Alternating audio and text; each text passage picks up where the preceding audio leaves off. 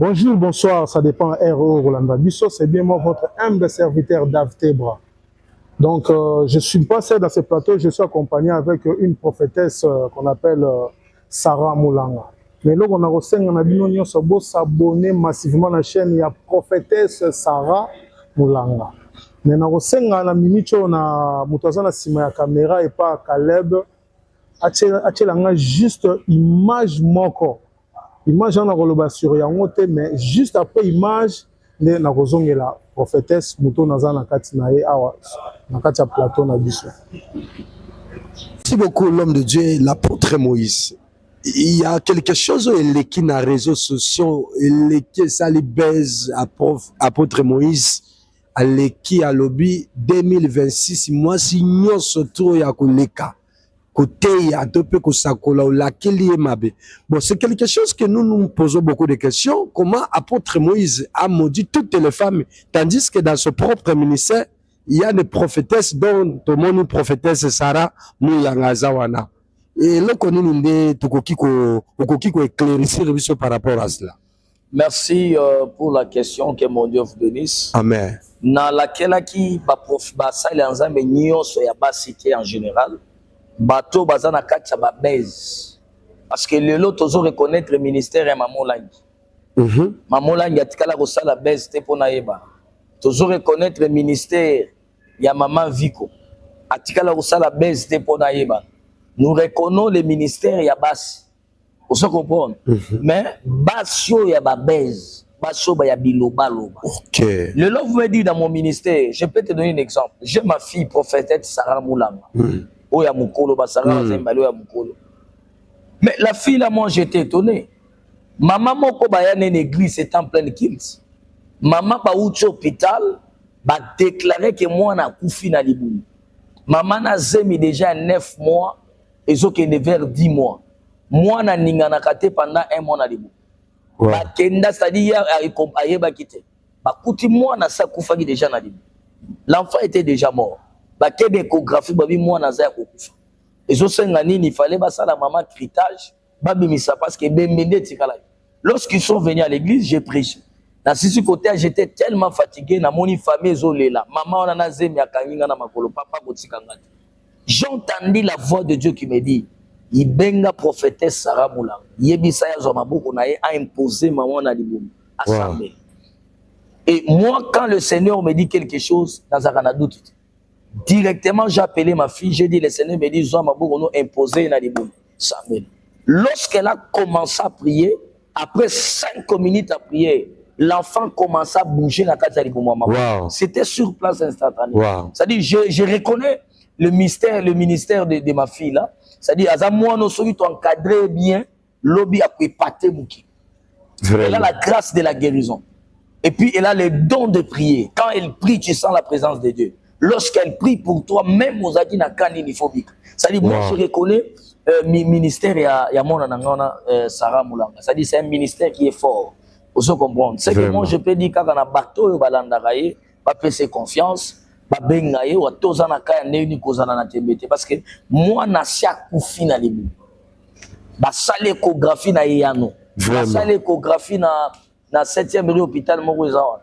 Ba confirmer que moi, na sia koufi. Ils sont venus avec leur foi pour me voir. Mais tellement que Naftali et le Seigneur m'a soufflé, appelle ta fille qu'elle prie. Et lorsqu'elle a fait ça, il s'est passé un miracle instantané. L'enfant commence à bouger dans l'ibou. Sur place, Bakimi, Bakotimi, Tukaba, qui est une échographie, Bazoto na bango, mais Ezanini, parce que Boutia ou moi, na tomona ya ouf. Bosalini ni pour na moi nazo, azon. Et aujourd'hui, maman, on a bota moi nazali. Donc, na kokyo un ministère ya ba maman te, mais tozo boende ba maman ya ba base, ba maman ya ko créer aleki na TV, ça dit ko créer ba base pour na base toujours na actualité. Oh, musala nzambe senga ka base te. Musala oyo zo sala nde ko imposer na mitema bato. Musala oyo zo sala nde ko linga bato basani ba linga yo. Wow. Bonjour Maman Sarah. Bonjour papa. Bonne santé. Bien par la grâce de Dieu.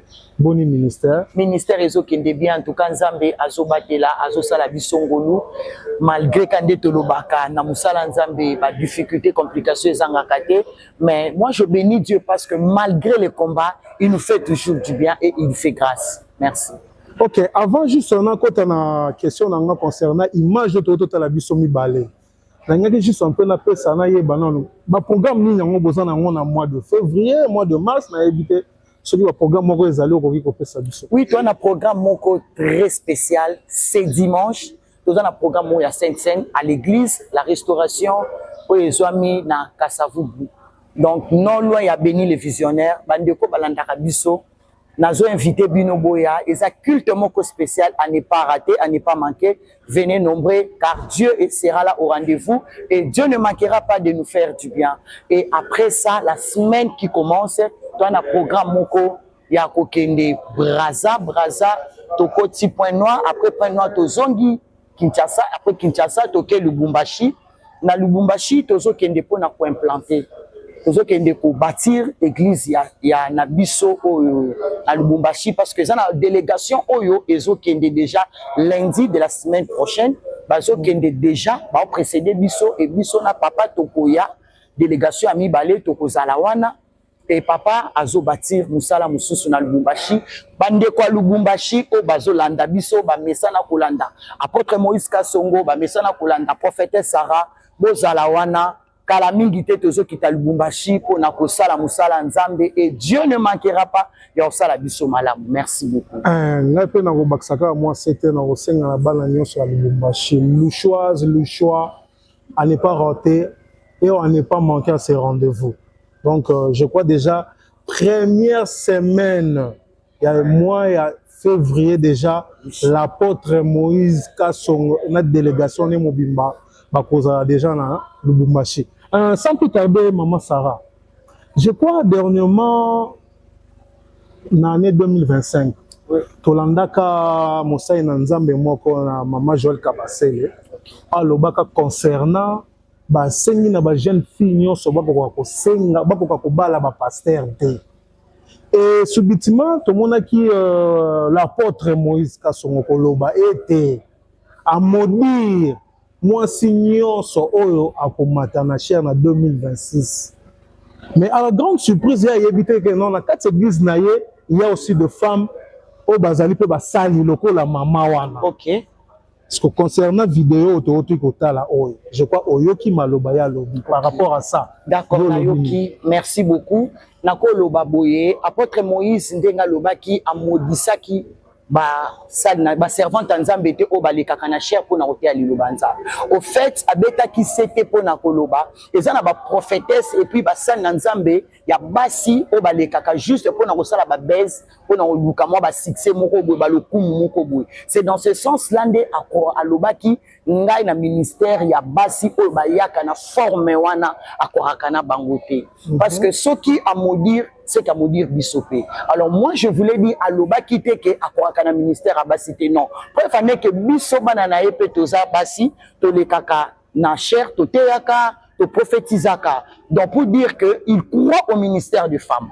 Donc biso na kata communauté basi pe baza o bateyaka bisope to teyaka. Alors cela n'empêche pas ebeten sabatu li bakute parce que zana batu belé bandenge bayoka ki ba misusu ba interpréta ki na lolenge na bango. Donc ça ne veut pas dire que apôtre Moïse a boya ministère à basi non, même pas parce que ngana na communauté naï.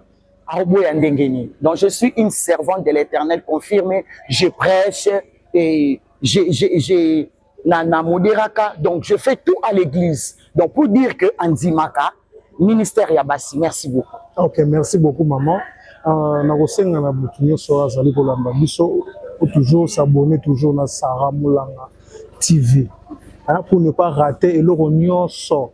Notidan au boss on a demandé justement crochet wana. On va appuyer nango pour rater à ta notification mon côté. Maman Sarah. Oui, papa je. Ma question est zaza nango ka to belé mais na ko trigger juste moi quelques-uns. Maman Sarah nangena yeba vraiment. Je crois oza na kata ngumba na biso ya Kinshasa to fani biso na ville ya Kinshasa. Ezali flow moko ezali ko salema partout. Presque na pona pas na bino ba basai na nzambe. Parce qu'il y a certaines personnes dont certains pasteurs bazara souvent basangisi batu abandi ko prophétiser abandi ko sala boye sikoyo likambo wana ezali likambo o yo po sala ka yango te Naseki makasi papa. Naseki makasi. Pourquoi naseki? Parce que au moni musala ya nzambe oto salaka. Peu importe façon de faire nzambe, ataya na lokuta, nzamba bimisaka mona kwasa. Nzamba bimisaka toujours ba o basale la kaye na lokuta na kwasa. Tôt ou tard, ata lelo te, ata un jour, nzamba bimisaka toujours basale na nzamba lokuta. Vous comprendre papa. Moi je fais l'œuvre de Dieu, je sais là où Dieu m'a pris. Nzamba uti nanga musika. Nous avons passé des temps de sacrifices à Kolukanzambe. Alors je ne peux pas associer au Nzambe na façon moko ya lokuta pour avoir des problèmes avec Dieu. Et je sais comment Dieu m'a appelé et je sais là où Dieu m'a pris. Alors, et moi j'ai confiance en mon Dieu et j'ai la foi. Moi je prie Dieu à travers ma prière et Nzambo ngana lukaka Nzambo na bondelaka. Bato ba monaka loboko Nzambe. Preuve en est que les gens bandeko na bondela bango po na poto na 2025 bandeko ba témoigner ba obenga nga babi mama Sarah Mulanga Nzambe azamala Nzambe asali biso bolamu na nzela na yo. Et il y a des prophétesses et il y a des hommes de Dieu vrais et authentiques. Oh les lois prophétisées pe Nzamba sali assemblé po na mutu pe loboko Nzambe talisami. Moi je suis fier de la grâce que Dieu a mis en moi. Je sais, je reviens encore pour dire que je sais là où Dieu m'a pris. Et le sacrifice que nous avons fait, on a comme lelo obisotoza. Donc je suis fier. Yo nan nos abonnés, yo ozo hésité. Au bengi nan prophétesse Sarate, benganga, mekanzambe nanga, et tu vas témoigner la main de Dieu. Tu vas témoigner la main de Dieu, ton ozo benga maman Sarah. Yo mtozana un problème. Yo mtozana un problème. Yo mtozana malade incurable, sida. Au cancer, myome, ceux qui sont malades, ceux qui sont n'hésite pas, il y a une prophétesse Sarah. Juste un numéro où ils affichent na ban, il y a écran na yo. Maman Sarah, ce comment qui na tout na question les par rapport maloba oyo tata na yo a otaki kolo. OK. Hein? Parce que c'est rappelé il y a na ma vidéo to ti ko tala na yo maloba na ye alobi que non, il y avait une femme au azaki enceinte, pe moi na kufi. Ça saliango tongana ngaki na yeba to bandeko o baza kuna o bazotala biso ba yeba ezalaki ka kabal te montage mo bosala ki yango juste pour ozwa base na seki lisusu. Nous avons un Dieu puissant et puis nous avons un Dieu réel et j'ajoute encore un Dieu fort, un Dieu qui agit. Donc Nzambo ya salaka cette femme là quand des papa na ngalobi cette femme là est venue na ba douleur ba complication ma casse à hôpital ba ebisi qui pas moyen. Donc moi si wana mwana ninga na kalisusu te na libumu ayo kakate mwana donc ba bâtiment du cœur à mwana. Mais ezaki en plein culte baye. Quand le culte est fini baye kokoya na makolo ya papa. Ya apôtre Moïse Kasongo bazolela. Et tellement je dis toujours que papa nanga za toujours dans oreille prophétique. Nzamba ebisi benga mwana no Sarah abondela naloba toujours Sarah Mulanga parce que toza mibale toza na Sarah ya Obem prophétesse Sarah Ochomala et moi je suis là prophétesse Sarah Mulanga et libota wana mama wana zolela et tangu Nzamba ayebisi apôtre Moïse Kasongo benga mwana na yo Sarah Mulanga prophétesse Asambela. Et c'est quand le père m'a appelé na broché na zu huile nanga ya huile la fire na zu maya fire na simbi na sandonji. J'ai déclaré au nom de Dieu de mon père na bengi Nzambe na pakoli huile na libumu ya mama na belisi maya fire Nzamba komi ko se manifester et subitement maman komi oganga mwana komi koningana na libumu. Or ba ebisa que mwana za déjà ya kukufa. Non, Dieu est là. Nous avons un Dieu puissant. Nzamba salaka papa à travers basakoli o balukake na bosolo. Maman wana komi koyoka mouvement pour votre information, je bénis Dieu, c'est un témoignage fort. Et cette dame là abota. Moi nazali. Nous bénissons Dieu pour ça. Nzambe asalaka papa. Nzamba basakoli a vivant pe azare. OK, merci. Bon, nous sommes presque déjà à la fin de notre émission. Maman Sarah. Oui. Tu as la caméra. oza juste en face na yo. Hein? Moi liloba o s'adresser na bandeko oyo aza pe na problème. Oui, nazoloba bandeko oyo nan basabone te, basabone na chaîne ya Sarah Moulanga TV. Abonne-toi et appelle-nous na numéro Zawana. Nous allons prier et prophétiser pour vous. Nous avons un Dieu vivant. Biso toi na lo côté auto sangisara nzambe tozaka na prière parce que la prière c'est la solution à tous nos problèmes. Bien-aimé, toi qui me suis, toi qui hésites encore, n'hésite pas, appelle-moi. Benganga bien-aimé toko sambela. Toko prophétiser, toko lukanzambe, yo ozana ba problème, yo ozana maladie. Oui bandeko ba ocho témoigner, ozela nini bien aimé, yakobenga po yo pe o témoigner. On a problème à mukanda, on a problème à libala, on a problème ya mabota, on a problème ba boakela yo ba lakela yo bien aimé maloba. Bien aimé omo na makambo simbate, on a poto, ozana France, oza na Congo, oza esika nyonso. Bien aimé, je suis là. Appelle-moi. Nous allons prier et Dieu va se manifester puissamment. Que Dieu nous bénisse. Merci beaucoup. Merci beaucoup, maman. Nzambe akosala. Nzambe akosala kaka toujours. Hein? Yom tozana un problème. Ko hésiter te ko benga maman Sarah. Aza dispo 24 heures sur 24. Hein? 24 heures sur 24 aza dispo. Sauf que nous peut-être que non au bengi ayambi yote na kosenga non juste tika juste un message. OK. À cause de la peine, un moment où on peut passer, parce que Azali maman, Aza moi si, donc on s'appelle Aza occupé, Aza salaboye, moi le moment boye, donc et c'est un moment qu'on peut aller rappeler. Donc na osenga na yo mutozo la ndanga la minute oyo, benga maman Sarah, yo mutozo un problème très sérieux à ko déranger, surtout Anna, hein, elle est toujours dispo pour na koyamba, et bien na osenga na bino oyo à s'abonner dans la chaîne ya Sarah, prophétesse Sarah te à s'abonner. Tokutani Malasima. Ciao. Ciao, que Dieu nous bénisse.